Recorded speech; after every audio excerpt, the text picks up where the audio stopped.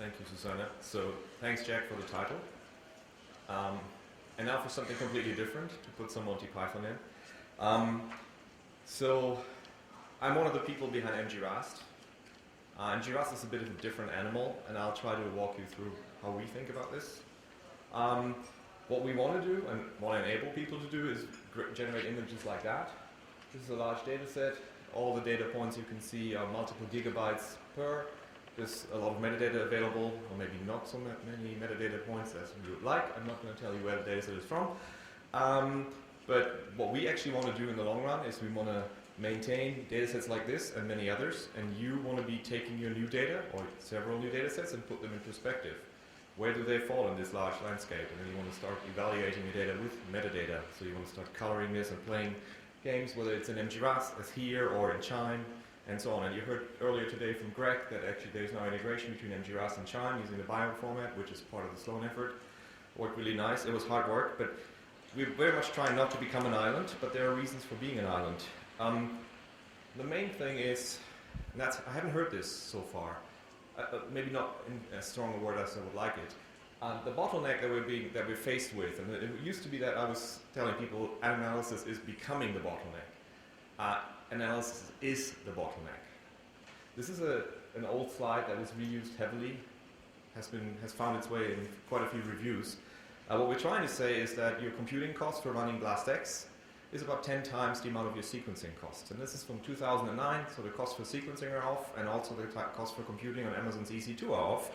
But reality remains, you will end up, if you run BlastX in this case, it's not the smart algorithm you want to choose, I know, but people do it, and you end up paying 10 times the amount of money for running BlastX that you pay for sequencing.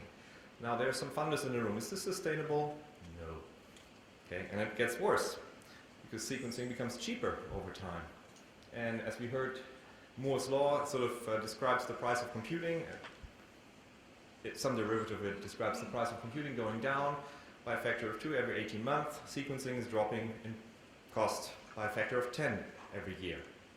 Okay, so we have a huge gap, and the gap is growing. The problem will not go away. This will be worse in the future. So what we need to do in order to enable, say, reproducible metagenomic research, which I think the funders and also the journals are interested in, let's just do an example here. Let's say I wanted to review the HMP data. And I'm a reviewer. The journal has sent me dataset identifiers. I somehow get access to the data, and I need a computational device to analyze them. Let's say I use EC2. I set up a bunch of nodes to download the data. Downloading the data will cost me $15,000. Any reviewer in the room willing to do that? Raise your hands. Okay. Strange. Nobody raises their hands. You know what? And now I want to actually do something with the data. How about I do that? So I run Blast. Cost me $500,000. Clearly the journals will fund that, right? There? Sure. So there's a big problem. We have a reproducibility problem. There's something missing in our ecosystem. So what do we add to the game? We're a portal. We're analysis service providers. Hey, Scott. We have a bunch of users. It's all done on a best effort basis. So they are actually, there's not really a grant to fund MGRAST. What we do is users submit data. Data is private initially. Users can share the data with other people. There's some conditions I'll explain, and they can publish the data on our site. And since there was a time, and I think the time is also now, when it was hard to publish data sets on some of the other repositories, we have sort of become an informal repository. It is, just a side note, since there are funders in the room, it's very hard to get these portals funded, yet they're really useful. Thank you, Paula. We do accept a lot of data types. Actually, we accept everything that people are using. The jobs are different in sizes. We do tell people, which is kind of social engineering, Philip was also referring to that, we do tell people that we only maintain their data on our site for 120 days, and after that we reserve the right to delete it. We've never deleted a single data set unless the user wanted that. We were hoping, and that leads to some of the problems, that telling them after 120 days your data goes away, that would encourage people to start sharing. That is not the case. Let me cut that short. We're still trying to promote sharing. There's a simple reason for that, because we want to try and avoid a data set that is submitted being resubmitted once it's published, and then people sort of end up redoing the analysis. So sharing computational results is very hard. we're trying to avoid the recomputation. And the graph I'm not even going to explain in the interest of time. What I believe we need is a bunch of objects that are the data and the computations that come with the data that are curated by someone, not us, the community. There needs to be a bunch of stakeholders defining what needs to be done. And I think the major sort of change is the data is an endpoint. It's a starting point for many other people. We need data recycling in many ways, if you will. So what we done, we've fully adopted the GSC standards. We're using all the various things that are out there, and very helpful, very enabling. We are requiring that people fill out metadata questionnaires before they can share their data with third parties. And this little graph on the right-hand side showing data sharing patterns. They're unfortunately very stable, so the little orange dots are users and the little connections are data sets that they're sharing. And this is actually an old view graph, but if I recreated that today, you'd still see these cliques of people that are very stably sharing sort of things amongst themselves and are not making them public. So there is a real problem. And Rita, the rules don't work. Data is not being shared.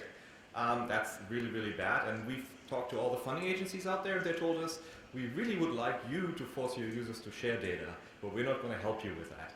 And since I want to be liked by people, at least to some extent, I'm not going to enforce that rule. Anyway, we have a lot of data sets. We have a lot of public data. About a little less than a quarter of data sets are public.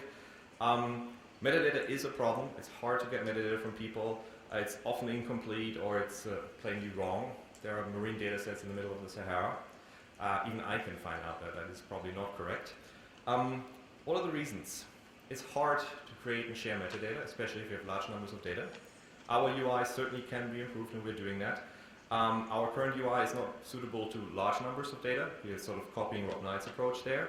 But the main problem, and this again links to what Philippa was saying, is that there needs to be benefits that the users understand for adding the metadata. Yes, sharing helps, and we need to fix the UI, but we believe there needs to be more benefits for providing metadata with your data set. So what we will do in the next version is we'll actually give them faster access to computing. So if you give us more metadata, your computations will be, well, hopefully completing sooner. In addition, there will hopefully be a button very soon that says submit my data to the EBI.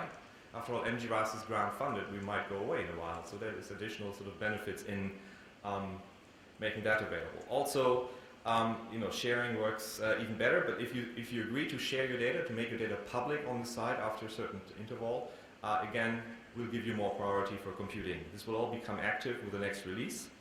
Don't ask me when it's going to happen. So I think one of the points here is that the portals can help sort of steer the community, and I guess that sort of can be an important role.